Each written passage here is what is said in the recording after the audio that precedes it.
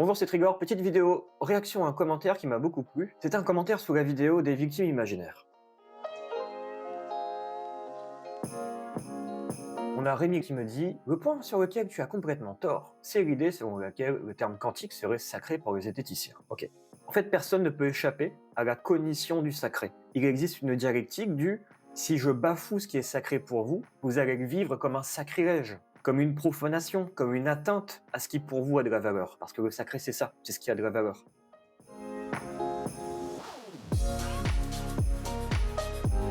C'est la définition la plus simple du mot sacré, c'est ce qui a de la valeur. À une époque, cette valeur était tautologique. Faut pas toucher à l'arbre parce qu'il est sacré. Pourquoi il est sacré? Parce que c'est comme ça. Point. Aujourd'hui, la valeur a un aspect plus rationnel, plus scientifique. On a des explications causales. Le mot quantique est sacré parce qu'il y a tout un historique qui a abouti à ce que cette science-là soit particulièrement remarquable. Par conséquent, le mot quantique a beaucoup de valeur, surtout pour les scientifiques. Mais ça veut dire que c'est un mot qui devient très sacré, en fait, pour votre cerveau, j'entends, d'accord? Plus vous vous êtes attaché à ce mot-là, plus ça va vous hérisser le poil quand Tata Francine, qui fait des lectures de tarot, qui regarde un documentaire M6 sur la physique quantique, où elle apprend que l'observateur modifie l'expérience, fait émerger la réalité selon le regard qu'on porte dessus. En tout cas, c'est ce que Tata Francine en a retiré. Et par conséquent, maintenant, Tata Francine, elle fait des lectures de tarot quantique. Et ben ça, si vous avez une pensée scientifique et une culture de la physique quantique, ça va peut-être vous hérisser le poil. Ça va être vécu comme un sacrilège pour votre cerveau. D'accord? C'est ça que ça veut dire, sacré.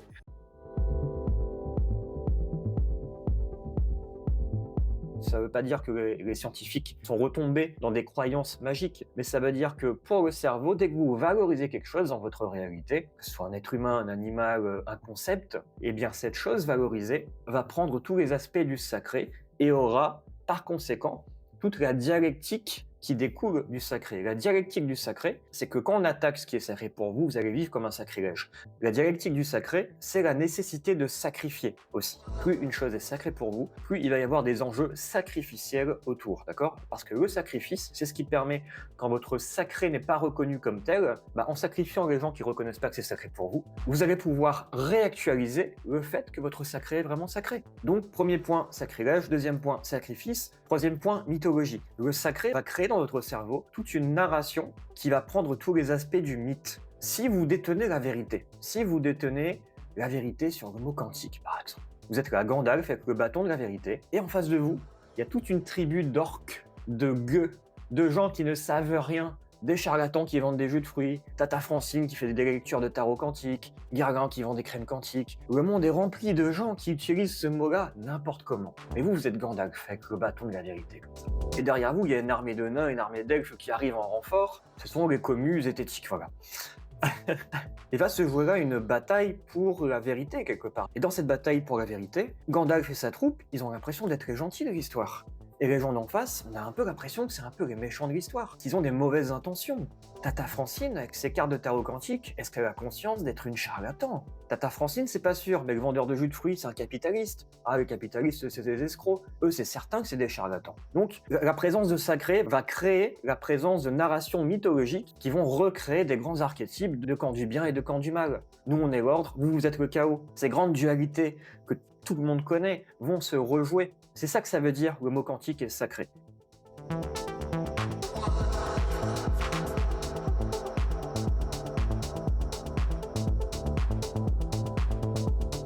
Et je vous invite juste à prendre conscience de ça. Parce que quand on est le sous-produit d'une bataille mythologique, on a perdu beaucoup de choses. On a perdu de quoi avoir de l'empathie pour Tata Francine et pour le vendeur de jus de fruits. On a trouvé une raison de se diviser et de sacrifier des gens. On n'a pas trouvé une raison d'avancer tous ensemble. Et moi, je vous propose de réfléchir à ça. Moi, je vous propose de réfléchir à ce qu'on appelle une approche intégrative. Comment j'intègre à mon monde le fait que Tata Francine ne pige rien à la physique quantique, ne va jamais rien y piger et va continuer de faire des lectures de tarot quantique en disant à ses voisines qu'elles sont responsables des malheurs qui leur arrivent, qu'elles sont responsables de leur cancer et de la guérison de leur cancer, et qu'il faut simplement qu'elles croient mieux pour se guérir.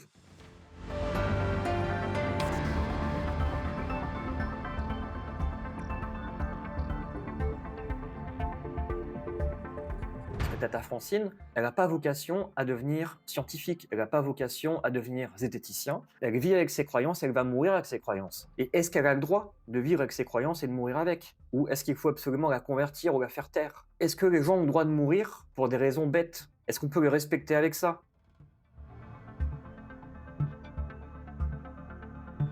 Ou alors j'infantilise tout le monde, vous n'avez pas le droit de mourir avec des croyances stupides. Si vous mourrez de la sorte, je ne vous respecte pas. Mais dans ce cas-là, dites-le. Dites-le que vous ne respectez pas les gens qui meurent bêtement. Parce que là, vous allez ouvrir un vrai dialogue. Vous n'allez plus les traiter comme des enfants qui auraient des mauvaises croyances, vous allez les traiter comme des adultes qui meurent en conscience, et vous-même vous prétendez savoir mieux que les autres comment est-ce qu'il faudrait mourir. La question de fond n'est pas posée. Si la question de fond, c'est « il ne faut pas mourir », alors quoi, vous êtes tous des fans de Brian Johnson? Vous avez le projet Don't Die? Moi, j'ai jamais vu un Z soutenir Brian Johnson.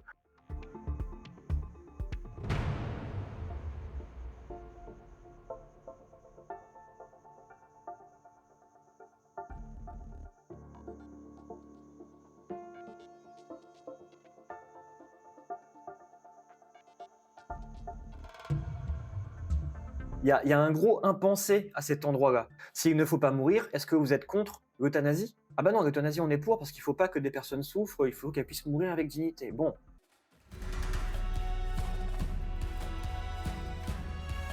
je continue la lecture de ce commentaire. La raison pour laquelle les zététiciens sont montés au créneau face à Guerlain, cette fois-là et pas les autres, c'est parce que cette fois-là, beaucoup plus que les autres, Guerlain a prétendu tout étayer de façon scientifique et d'une façon qui fait déjà des ravages par ailleurs. Par exemple en dissuadant des gens d'avoir recours au véritable traitement pour un cancer, et là il ne s'agit pas du tout de victimes imaginaires.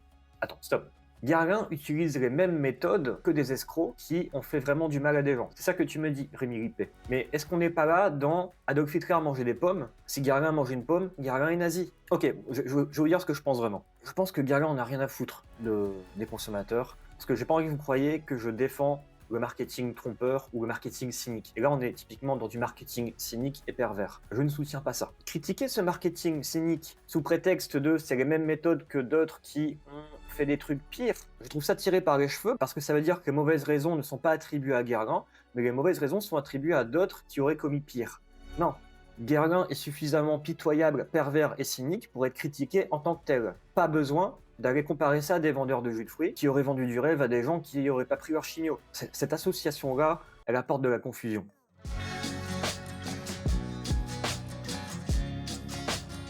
Bref, je continue.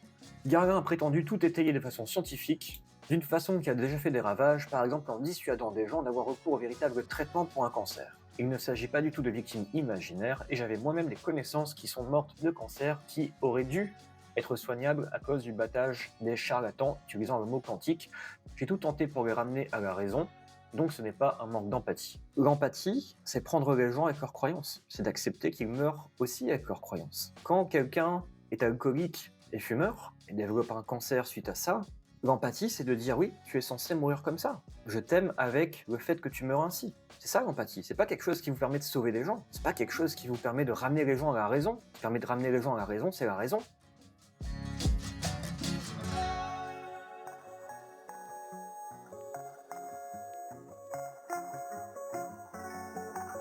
L'empathie, ça sert pas à ça. L'empathie, ça sert à dire oui à la réalité, même quand elle nous fait mal.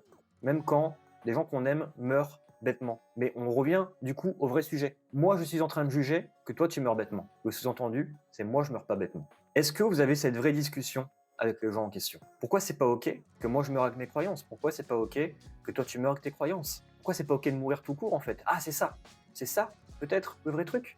C'est pas ok de mourir. Moi, c'est ça que j'entends dans vos discours où vous me dites il y a des vraies victimes qui n'auraient pas dû mourir. Cette phrase-là signifie un manque d'empathie. Pardon de dire ça aussi crûment.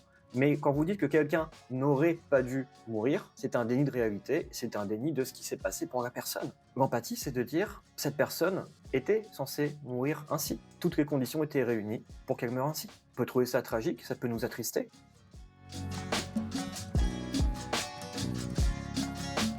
Moi, il y a un principe que j'applique pour respecter les humains au maximum, c'est « il n'existe pas de mauvaise façon de mourir ». Cette phrase-là, elle sert à quoi? Elle sert à respecter tous les êtres humains qui existent sur Terre, elle sert à respecter tous les êtres humains qui ont vécu, qui ont péri de diverses manières différentes. Il n'existe pas de mauvaise façon de mourir. Si vous dites qu'il existe une ou plusieurs mauvaises façons de mourir, vous êtes en train de créer un jugement de valeur sur la mort des autres. On a le droit de souhaiter de mourir d'une façon douce ou qui nous convienne ou qui convienne à chacun. Mais de juger que les gens puissent mourir pour une mauvaise raison, ou qui n'auraient pas dû mourir, ce n'est pas les respecter, c'est les regretter. C'est ne pas se donner les moyens de commencer son deuil. Pas seulement le deuil de la mort de la personne, mais le deuil de mon illusion, de ce que je croyais être la personne, et en fait de ce qu'elle est vraiment. J'aurais voulu que tu ne meurs pas, j'aurais voulu que tu m'écoutes, j'aurais voulu que... C'est mon imaginaire. Je suis dans mon monde virtuel. Je ne t'ai pas rencontré. Parce que si je te rencontre, je me rends compte que... Ah, tu n'étais que ça. Et moi aussi, je ne suis que ça. Je regagne en humilité, en fait, sur ces questions-là. Mais ne croyez pas par là que je veux justifier que les gens meurent de tout et n'importe quoi, évidemment. Mais je dis juste que si votre approche est basée sur un sacré, produit de la mythologie du sacrifice, non seulement vous n'allez pouvoir sauver personne, mais vous allez pouvoir croire que cette personne est morte pour des mauvaises raisons. Vous allez pouvoir croire que vous étiez dans le bon camp et qu'il ait existé des gens dans le mauvais camp. Là, on est dans de la mythologie. Et je dis pas ça pour tomber dans un relativisme, hein. Et c'est là justement où j'en viens à l'approche intégrative. Qu'est-ce que c'est l'approche intégrative? C'est une approche qui va chercher, trouver le moyen d'une manière ou d'une autre à dire oui à Tata Francine avec son tarot quantique, à dire oui au vendeur de jeux de fruits, à dire oui à Guerlain.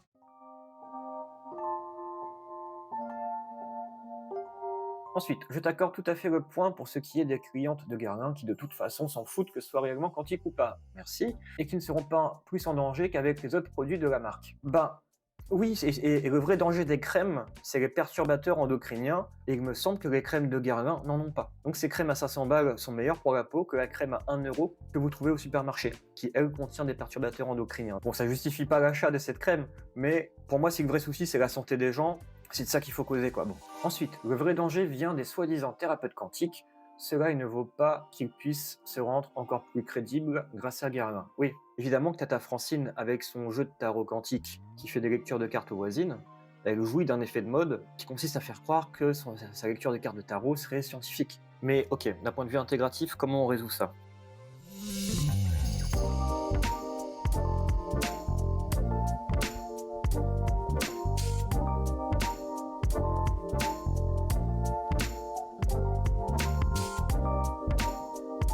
Le problème, c'est que Dieu est mort. Nous ne sommes plus basés sur la croyance fondamentale de Dieu, d'un texte sacré, etc. Par conséquent, la vérité n'est plus un objet tautologique dans un bouquin. La vérité, maintenant, se découvre dans des séquences causales qui sont répétables. C'est ça que produit la science, c'est des petites séquences de vérité que l'on peut répéter. C'est le nouveau critère de la vérité. Mais si le nouveau critère de la vérité est scientifique, alors n'importe qui maintenant, pour se rendre crédible, a besoin de brandir le drapeau. T'inquiète, moi aussi je suis scientifique. Pour être légitime à exister, nous avons besoin d'un prétexte scientifique. Nous avons besoin de jouer le jeu de cette mythologie causale.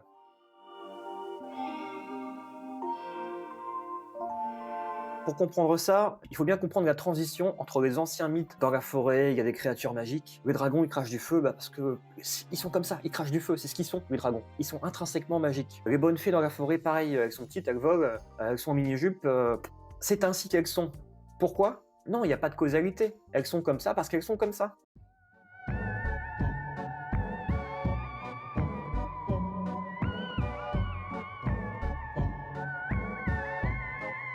Vous voyez, les créatures magiques, il n'y a pas de justification au fait qu'elles sont magiques. Ta gueule, c'est magique. C'est le principe même. Mais ça, c'est l'ancien monde. Ça, c'est l'ancien monde des vérités tautologiques. Maintenant, on est dans un monde de vérité causale. Quand quelque chose est magique, il faut une raison.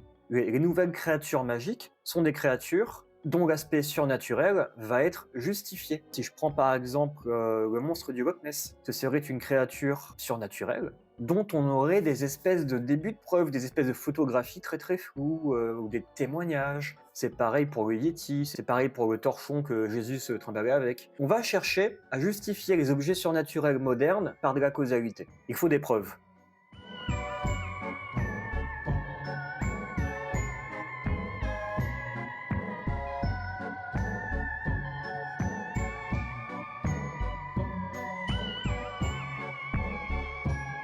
Mais c'est parce que l'époque demande ça, c'est parce que l'époque impose ça. Et donc Tata Francine, elle a besoin de justifier l'aspect surnaturel de son jeu de cartes de tarot par de la causalité. Et le meilleur truc qu'elle ait trouvé pour ça, C'est le mot quantique, parce que sur M6, on lui a dit que l'observateur crée sa réalité. Oh, et ça veut dire que si t'es malade, c'est de ta faute, et que si tu guéris, c'est grâce à toi. Et qu'il suffit de changer de regard pour changer ta réalité. Le surnaturel existe toujours, et la physique quantique fait partie des meilleures narrations qui permettent de le justifier causalement. C'est pas des gens qui essayent de détourner la physique quantique de ce qu'elle est, c'est la physique quantique elle-même, dans ses narrations, qui comporte en elle des aspects qui sont mythologiquement compatibles avec ce besoin humain de justifier le surnaturel. Il n'y a pas que la physique quantique, il y a d'autres choses comme ça. Le Big Bang. Quand les théories du Big Bang sont apparues, les journalistes à la télé s'en sont saisis comme étant la preuve que l'univers a bien une origine, donc que Dieu a créé l'univers. Mais la théorie du Big Bang n'a jamais été une théorie des origines. Si les scientifiques interrogent l'ère pré-Big Bang, c'est qu'eux-mêmes n'ont jamais dit que c'était le début. On est d'accord. Et pour autant, cet objet scientifique a été récupéré pour des besoins mythologiques, pour un besoin de justifier le surnaturel par de la causalité. Le surnaturel, c'est l'existence de la planète et qu'on est vivant. Waouh, comment ça se fait? C'est ouf. Il faut une raison causale. Le Big Bang. Le Big Bang, Dieu, voilà, on met tout dans le même pot. Ça correspondait à un besoin culturellement parlant, ça correspondait à un besoin mythologiquement parlant. Et vous ne pouvez pas, si vous prétendez à la pensée scientifique, vous ne pouvez pas passer à côté de ça. Vous ne pouvez pas passer déjà à côté du sacré, du sacrifice et de la mythologie, du fait que nos cerveaux sont programmés pour ça, et que c'est très dur de passer au-dessus et d'avoir une approche intégrative. C'est très dur de ne pas voir Tata Francine comme faisant partie des orques, des forces du mal, de l'armée des charlatans qui auraient des mauvaises intentions, parce que non, dans la vraie vie, un être humain fait de son mieux pour répondre à ses besoins. Il n'y a jamais de mauvaises intentions. Les méchants, ça n'existe pas. En psychologie, la méchanceté, ça n'existe pas, d'accord? Et par conséquent, la gentillesse non plus. Donc on est emmerdé. C'est pas évident comme sujet, hein. Je dis pas que vous avez tort d'attaquer Garlin sur le mot quantique. Je dis juste que, puisque c'est insuffisant, et que Tata Francine va continuer ses lectures de tarot quantique, qu'est-ce qu'on fait? Est-ce qu'on peut acter déjà notre impuissance? Est-ce qu'on peut acter que Tata Francine, elle va pas devenir Z du jour au lendemain? Et comment on fait avec ça?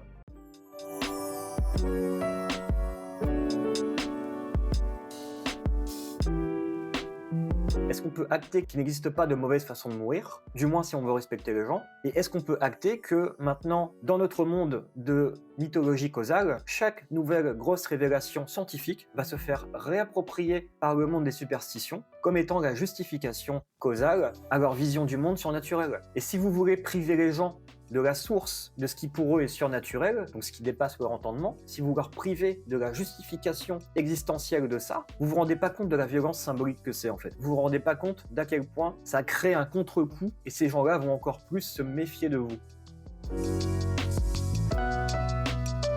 Dans l'approche intégrative, on ne veut pas créer de contre-coup. On ne veut pas agir contre les gens, on veut agir avec les gens. Et agir avec les gens, parfois ça demande d'accepter qu'ils ne vont pas changer d'avis, qu'ils vont mourir avec leurs croyances et qu'ils vont propager autour d'eux des croyances qui sont peut-être pas optimales. Bon, eh bien c'est leur droit. Par contre, c'est mon droit à moi aussi d'essayer de propager mes croyances que je juge un peu plus optimales. On appelle ça la liberté de culte. La liberté de culte, c'est la liberté de mourir pour une métaphore. Joseph Campbell disait « L'être humain depuis la nuit des temps ne cesse que de mourir pour des métaphores ».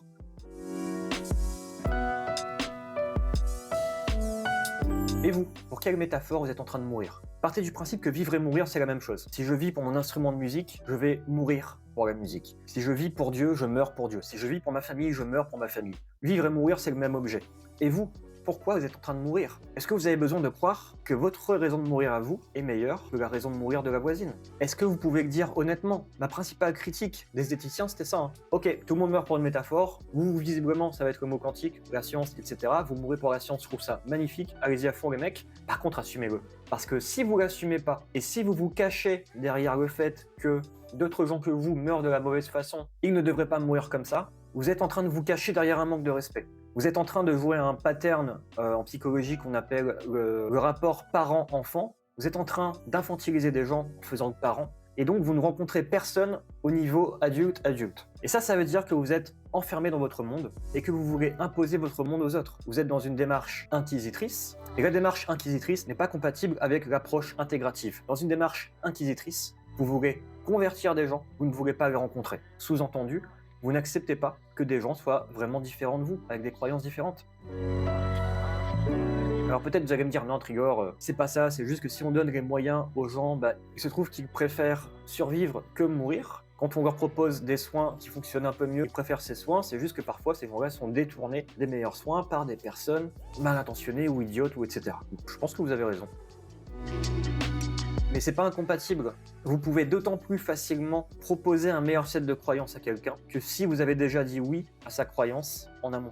Que si vous avez été un minimum intégratif. En fait, voilà, tout simplement, pour résumer le truc. Quand vous n'êtes pas intégratif du tout, qu'est-ce qui se passe? La personne se braque, un mur apparaît entre vous et c'est foutu. Si vous êtes suffisamment intégratif, un pont se crée entre la personne et vous. Je respecte ta façon de mourir pour des métaphores.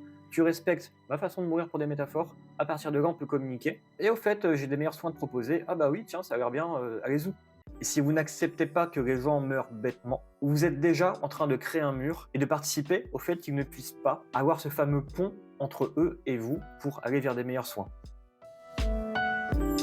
C'est un sujet difficile parce que les personnes qui ont les meilleures intentions ne sont pas forcément les mieux armées en termes d'intégrativité et d'empathie, mais on est tous limités en fait, donc il n'y a pas de souci. On fait tous de notre mieux et au bout d'un moment il faut savoir lâcher prise et accepter que les gens ont le destin qu'ils ont et qu'ils sont aimables avec ce destin. Pour finir, je vais vous donner une liste de mots qui interdisent l'intégrativité, qui interdisent l'empathie et qui par conséquent ne contribuent pas à créer un monde meilleur dans lequel les personnes pourraient évoluer dans leurs croyances et se donner peut-être des meilleurs soins ou ce genre de choses. Je vais vous donner une liste de mots qui révèlent l'existence du sacré dans votre cerveau, d'un besoin de sacrifice et du fait que vous êtes en train de vous vivre dans une mythologie dans votre monde virtuel plutôt que de faire avec la personne en face. Vous êtes prêts pour cette liste de mots? Charlatan, gourou, escroc, manipulateur, méchant, sectaire, fanatique, opportuniste, incompétent, pseudo-expert, arnaqueur, menteur, capitaliste. Vous voyez, je pourrais continuer encore et encore. Il y a toute une série de mots comme ça qui créent un rapport au monde dans lequel l'autre est un monstre et moi je ne suis pas un monstre. L'empathie va pour moi, l'empathie va peut-être pour des victimes réelles et imaginaires et l'empathie ne va surtout pas pour le monstre. Si vous regardez bien le point commun de tous ces mots, ils ont en commun d'être un peu des synonymes du bourreau dans le triangle victime, bourreau, sauveur. Eh bien souvenez-vous, dans le triangle de Cartman, le bourreau n'a pas d'empathie pour la victime, l'empathie n'a pas d'empathie pour le sauveur n'a pas d'empathie pour le bourreau. Comment on sort de ça? Comment on retrouve l'approche intégrative? Trouver un moyen d'avoir de l'empathie pour le bourreau. Trouver un moyen d'avoir de la gratitude pour le bourreau. Je dis pas que c'est facile, je dis même pas que c'est souhaitable, parce que ça demande du courage, et on n'a pas toujours ce courage, d'accord? Et donc pour finir, je reviens sur une des dernières phrases de ce commentaire. Le vrai danger vient des soi-disant thérapeutes quantiques. Cela, il ne vaut pas mieux qu'ils puissent se rendre encore plus crédibles grâce à Guerlain. La crédibilité, ça c'est un sujet. La crédibilité ou l'autorité. Souvenez-vous, fut un temps où l'autorité était tautologique. Le chaman du village, c'était le chaman. Il tire d'où ces chamans? Du fait qu'il est chaman. Ah bah oui, je suis con. Tandis que maintenant, le médecin tire ses pouvoirs magiques de médecin de la science. Ce qui veut dire que dans un groupe d'humains, avant c'était simple de faire autorité, avant c'était simple d'avoir de la crédibilité. Aujourd'hui, il est beaucoup plus difficile d'être crédible, peu importe qui on est. Fut un temps, tu tombais enceinte à 14 ans, tu étais considérée comme une femme, comme une maman, que tes enfants mouraient ou survivaient, tu faisais de ton mieux, tu pouvais battre tes enfants s'ils te faisaient chier, personne ne te disait rien en fait. Bon, aujourd'hui, être maman, c'est beaucoup plus exigeant, parce que si tu bats tes enfants, tu peux perdre la garde de tes enfants. Donc il y a une séquence causale à respecter pour être maman, ce qui n'était pas le cas avant.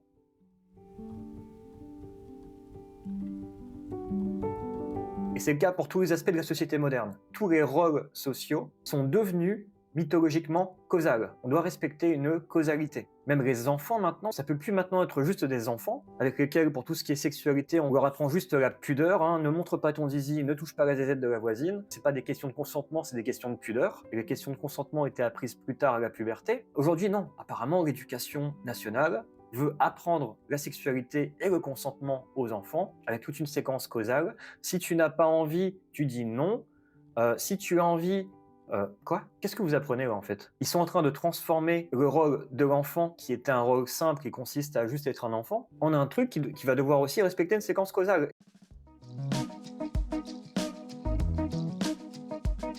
Et c'est le cas de tous les pans de la société. Fut un temps où si tu voulais gagner des sous, tu avais juste à presser un citron, tu pouvais vendre de la citronnade au marché en bas de chez toi. Aujourd'hui, tu dois avoir suivi une formation d'hygiène alimentaire pour être sûr de ne pas empoisonner les gens.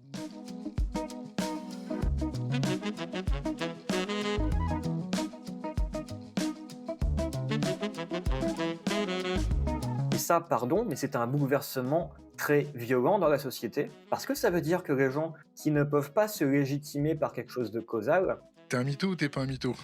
J'ai 3 doctorats, il y en a qui pleurent du sang là-dessus, mais j'ai 3 doctorats. ces gens-là vont être méprisés. Debunk, le travail de debunkage. Tata Francine, avec son tarot quantique, elle va être méprisée, le vendeur de jus de fruits aussi, etc., parce qu'ils sont pas à jour, quelque part. C'est une idéologie très progressiste, très modernisatrice, et moi je veux bien que vous défendez ça, mais comprenez bien que c'est élitiste, on n'est pas tous au même niveau pour jouer à ça.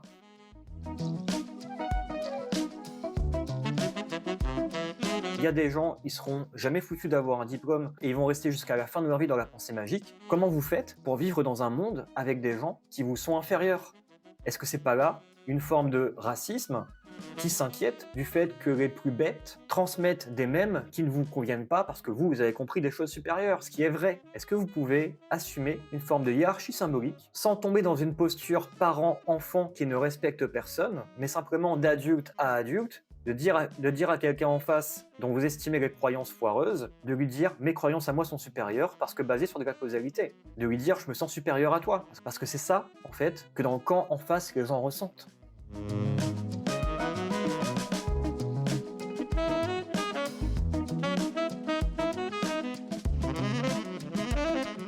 Et si vous êtes symboliquement supérieur, c'est que vous vous proposez comme étant des nouveaux prêtres, quelque part. Mais pas des prêtres ta gueule c'est magique, des prêtres de la causalité, des évangélistes de cette nouvelle forme de vérité, ce qui est vrai dans un sens. Mais comprenez bien que si vous êtes des évangélistes d'une nouvelle forme de vérité, vous jouez en termes de cognition au jeu du sacré.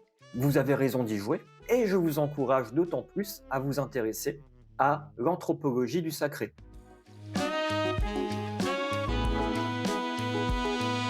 Et à la psychologie des narrations.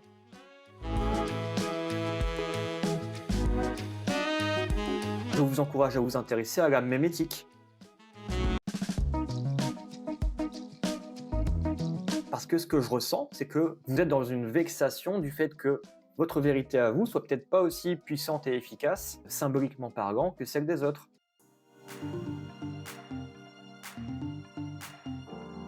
Bref, c'était un chouette commentaire, merci à cette personne de m'avoir permis de clarifier quelques points dans cette vidéo. L'approche intégrative est difficile et demande une forme d'humilité encore plus supérieure à l'humilité qui était déjà nécessaire à installer un bagage scientifique. C'est que le bagage scientifique peut nous donner raison sur plein d'aspects, n'empêche que dans le jeu mémétique, quelles sont les modalités qui font que j'ai tort d'avoir raison ou que j'ai raison d'avoir raison? C'est-à-dire que si je n'arrive pas à convaincre, c'est que j'ai tort d'avoir raison. Est-ce que je peux revenir à cette forme d'humilité sans pour autant manquer de respect à l'être humain en face? C'est ok, je ne t'ai pas convaincu, tu as le droit de mourir pour ta métaphore, et moi je mourrai pour la mienne. Est-ce qu'on peut retomber là-dessus en termes de respect?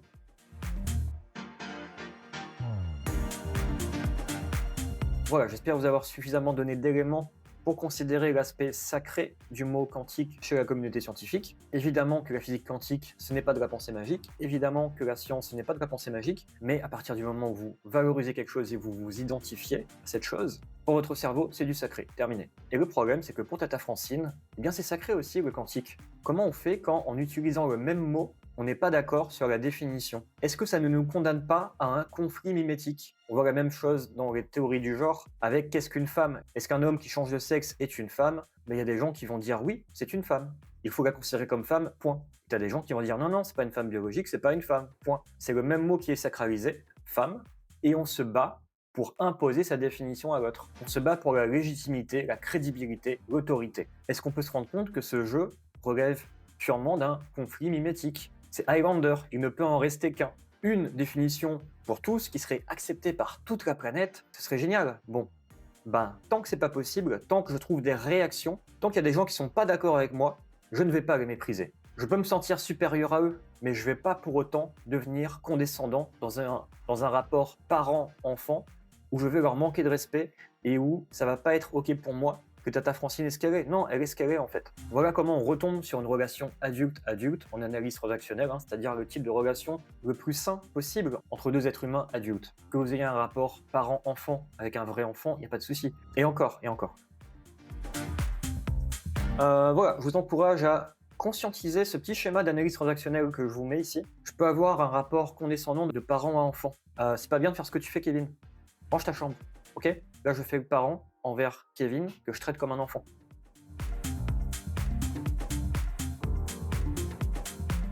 Eh bien, si je redescends d'un étage, le rapport adulte-adulte, c'est Kevin, c'est le bordel chez toi, je me sens pas à l'aise, donc je me barre. Tu comprendrais que je me barre? Kevin me dit oui, oui, je comprends, pardon, la prochaine fois je rangerai parce que ça me rend triste que tu partes à cause de ça, même si je comprends. Donc bah, merci de ce feedback. Et la prochaine fois que tu passeras me voir, je ferai en sorte que tu te sentes accueilli. Bah, merci Kevin de m'avoir entendu, c'est super. Vous voyez, là on est redescendu dans un rapport adulte-adulte. Bon, je vais quand même redire un truc. Vous avez raison de debunk, vous avez raison de critiquer, vous avez raison de défendre la version scientifique du mot quantique. Mais prenez juste conscience qu'en faisant ça, vous jouez en même temps à une espèce de guerre mythologique, une guerre sémantique, une guerre culturelle dans laquelle vous n'êtes pas plus légitime que Tata Francine à savoir ce que c'est le quantique, à savoir ce que c'est que la science. Ce qui vous rend plus légitime par contre, c'est le fait que vous, quand vous utilisez un outil scientifique, ça marche vraiment, tandis que Tata Francine, ses cartes de tarot, ça marche une fois sur deux, c'est au pifomètre.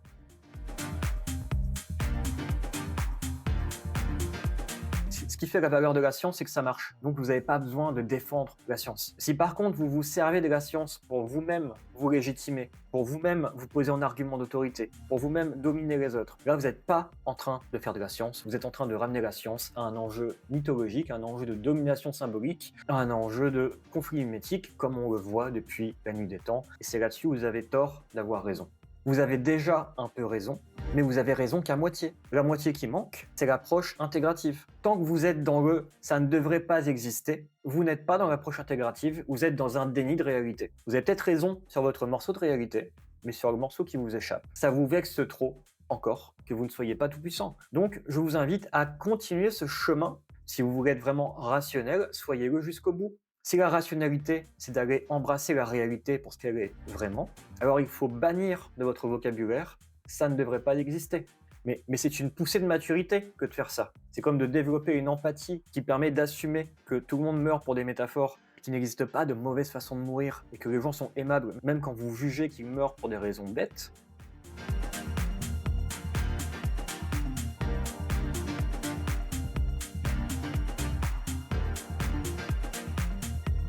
Pas évident, mais si vous êtes cette personne, vous serez en même temps la personne joker qui peut vraiment parler à tout le monde et qui peut vraiment faire des ponts entre des croyances médiocres et des croyances meilleures. Je vous encourage, je vous invite à être cette personne joker. Une personne qui dit tellement oui à la réalité que les gens se confient à vous, que les gens vous font confiance et que quand vous leur présentez peut-être des meilleures méthodes, les gens ne se braquent pas. Les gens ne se braquent pas parce que vous leur avez dit oui en amont. C'est ça l'approche intégrative. Pas un sujet facile, j'espère ne pas avoir été trop maladroit. J'espère que vous ne croyez pas que je suis content que des gens meurent bêtement. Moi j'essaie simplement d'être une personne joker parce que je constate que c'est ainsi, que le plus de ponts sont traçables, et en général quand on trace des ponts, j'ai même pas besoin de convaincre des gens. Les gens vont naturellement vers ce qu'il y a de meilleur pour eux. Si les gens ne veulent pas mourir et qu'il existe un pont vers des meilleures solutions thérapeutiques, ils vont naturellement aller vers ces meilleures solutions. Donc j'ai même pas besoin d'essayer de convaincre les gens. Essayer de convaincre des gens, c'est encore être le sous-produit du sacré, d'un conflit mimétique et d'une mythologie avec les bons et les méchants. Voilà, j'espère que cette vidéo vous a nourri et vous permettra de vous faire pousser un petit peu plus d'intégrativité et donc d'empathie réelle. L'empathie n'est pas quelque chose d'utilitariste, l'empathie n'est pas quelque chose qui doit servir à, mais par contre, l'empathie a pour vertu de tracer des ponts, mais c'est un effet secondaire. Il ne faut pas chercher à avoir de l'empathie pour pouvoir mieux manipuler les gens. Non, le but de l'empathie, c'est l'empathie. Le but de la connexion humaine, c'est la connexion humaine elle-même. Le but de « je t'aime avec ta façon de mourir », c'est de ne pas vouloir que tu sois toi autre chose que ça. Le but, c'est de te rencontrer à cet endroit-là. Voilà, c'est pas un sujet facile que de m'adresser à des gens qui ont raison, mais dont cette raison comporte encore un angle mort qui peut être un point de vexation. Je vous encourage à avoir encore plus raison, à dire encore plus oui à la réalité, à ses fonctionnements, dont le fait de mourir pour des métaphores. Mes croyances, je vis avec, je meurs avec. Tes croyances, tu vis avec, tu meurs avec. Et on peut se rencontrer avec ça, et on peut se respecter avec ça. C'était Trigger, votre coach en vrai bail. Je vous dis à bientôt.